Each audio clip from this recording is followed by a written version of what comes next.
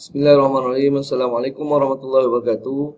Alhamdulillah wassalatu wassalamu ala Rasulillah. Bertemu kita pada video kali ini untuk meneruskan pembelajaran kita dalam mata pelajaran Al-Lughatul Arabiyah atau Bahasa Arab tahun 3. Pada video kali ini kita akan merujuk pada halaman 66 dan 67. Kita masih lagi di bawah tajuk Al-Alwanu Hawlana. Al-Alwanu Hawlana. Untuk video kali ini kita akan sama-sama mempelajari huruf ketiga yang difokuskan dalam bab ini, iaitu huruf Zal. Zal. Dalam menyebut dan menuturkan huruf Zal, kita hendaklah meletakkan hujung lidah kita ke hujung gigi bahagian atas. Sebelum menyebut huruf Zal, kita hendaklah meletakkan dahulu hujung lidah kita ke hujung gigi bahagian atas. Zal. Zal. Baiklah, mari kita lihat sebutan huruf Zal dalam pelbagai baris dengan harakat yang pendek dan panjang. Zal berbaris atas atau berbaris fathah. Za. Za. Zahabun. Zahabun. Dalam perkataan zahabun, terdapat huruf Zal yang berbaris fathah atau berbaris atas, iaitu di awal perkataan. Za. Zahabun. Zahabun bermakna emas. Zal berbaris kasrah atau berbaris bawah. Zi. Zi. Zi'abun. Zi'abun. Dalam perkataan zi'abun, terdapat huruf Zal yang berbaris kasrah atau berbaris bawah, iaitu di awal perkataan. Zi. Zi'abun. Zi'abun bermakna serigala, serigala. Huruf Zal berbaris domah atau berbaris depan. Zu. Zu. Zubabatun. Zubabatun. Dalam perkataan zubabatun terdapat huruf Zal yang berbaris domah atau berbaris depan, iaitu di awal perkataan. Zu. Zubabatun. Zubabatun bermakna lalat. Mari kita ulang sebut huruf Zal dalam pelbagai baris disebut dengan harakat yang pendek. Za. Za. Zi. Zi. Zu. Zu. Dan mari kita lihat sebutan huruf Zal yang disebut dengan harakat yang panjang. Zal berbaris atas atau berbaris fathah. Za. Za. Ia disebut dengan panjang kerana selepasnya terdapat huruf alif yang tidak berbaris. Za. Hiza'un. Hiza'un. Dalam perkataan hiza'un terdapat huruf Zal yang berbaris fathah yang disebut dengan harakat yang panjang, iaitu di tengah perkataan. Za. Hiza'un. Hiza'un bermakna kasut. Zal berbaris kasrah atau berbaris bawah. Zi. Zi. Ia disebut dengan panjang kerana selepasnya terdapat huruf ya yang tidak berbaris. Zi. Mudhi'un. Mudhi'un. Dalam perkataan mudhi'un terdapat huruf Zal yang berbaris kasrah disebut dengan harakat yang panjang, iaitu di tengah-tengah perkataan. Zi mudhi'un. Mudhi'un bermakna DJ atau penyiar. Zal berbaris domah atau berbaris depan. Zu. Ia disebut dengan harakat yang panjang kerana selepasnya terdapat waw yang tidak berbaris. Zu. Juzurun. Dalam perkataan juzurun terdapat huruf zal yang berbaris domah disebut dengan harakat yang panjang, iaitu di tengah perkataan. Zu. Juzurun. Juzurun bermakna akar.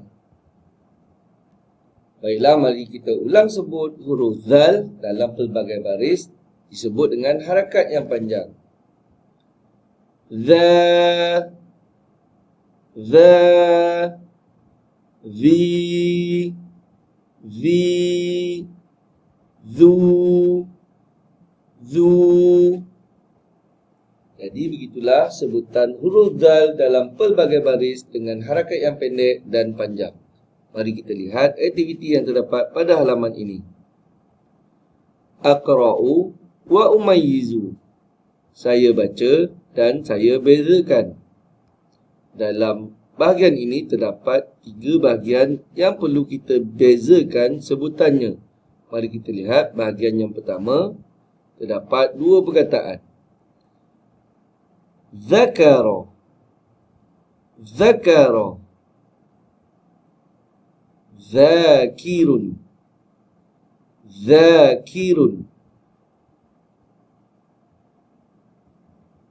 Pada kedua-dua perkataan ini terdapat huruf zal yang berbaris fathah. Perbezaan di antara keduanya ialah pada perkataan pertama ia disebut dengan harakat yang pendek dan pada perkataan yang kedua disebut dengan harakat yang panjang. Kerana selepas huruf zal terdapat huruf alif yang tidak berbaris.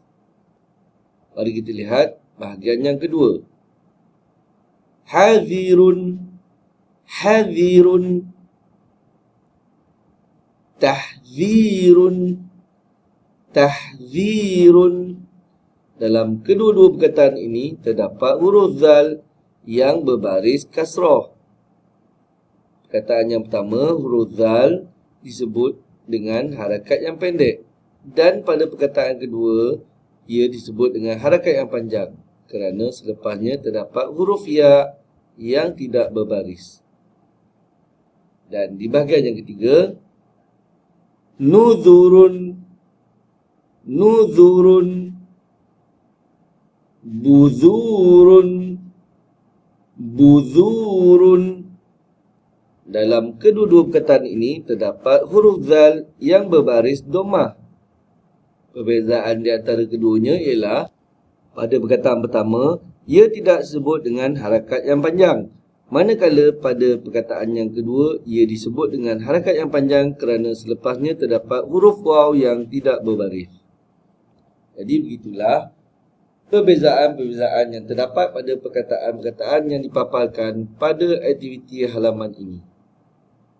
Kemudian mari kita sambung pembelajaran kita dengan huruf zal yang berbaris sukun dan huruf zal yang berbaris syaddah atau tasydid. Mari kita lihat bahagian yang pertama iaitu huruf zal yang berbaris sukun. Pada bahagian ini dikemukakan contoh perkataan yang telah dibahagikan kepada 3 suku kata. Bad, ra, tun. Bad, ra, tun. Dan digabungkan ketiga-tiganya, badratun.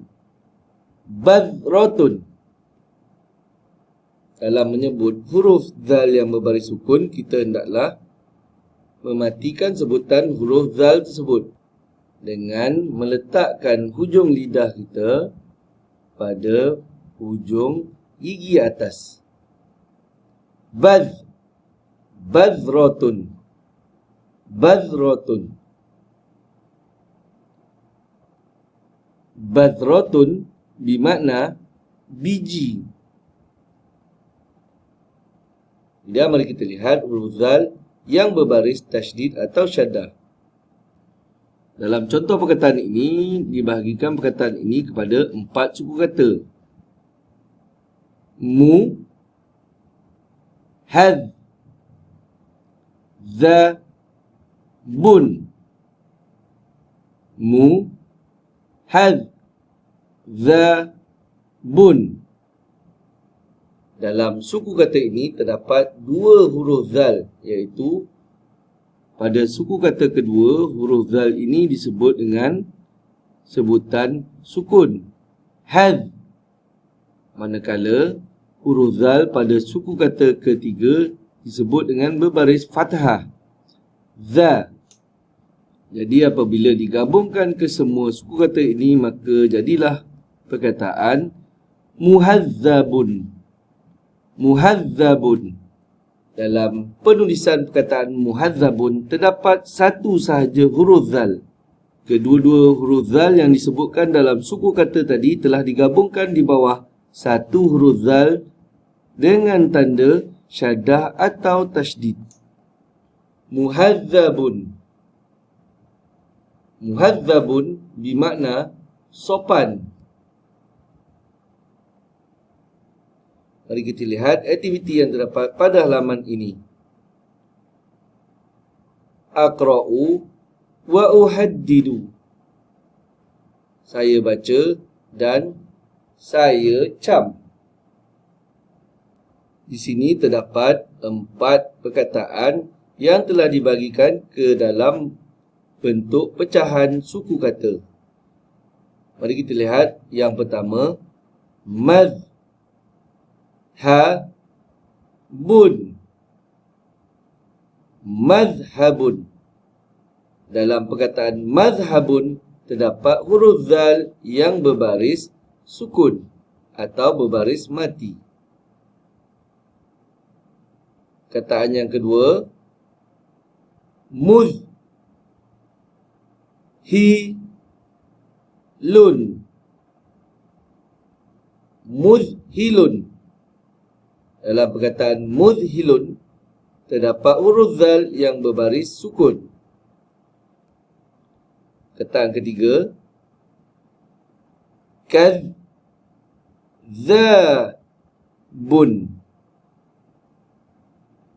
Kadzabun.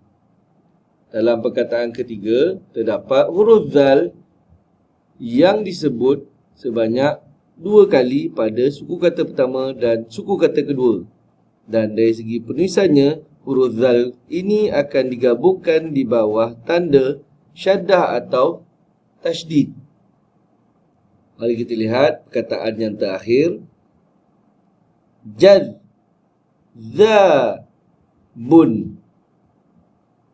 Jadzabun. Dalam perkataan ini terdapat 2 huruf zal yang disebut dalam bentuk suku kata, iaitu pada suku kata pertama berbaris sukun dan pada suku kata kedua berbaris fathah. Manakala dari segi penulisannya, ia akan ditulis dengan satu huruf zal dan diletakkan tanda tasydid atau syaddah. Jadi begitulah penerangan tentang aktiviti yang terdapat pada halaman ini. Ustaz harap kamu dapat berlatih menyebut huruf zal dalam pelbagai baris beserta contoh berulang kali. Semoga video ini memberi manfaat kepada kamu. Aku qauli hadza wa astaghfirullah li wa lakum. Wassalamualaikum warahmatullahi wabarakatuh.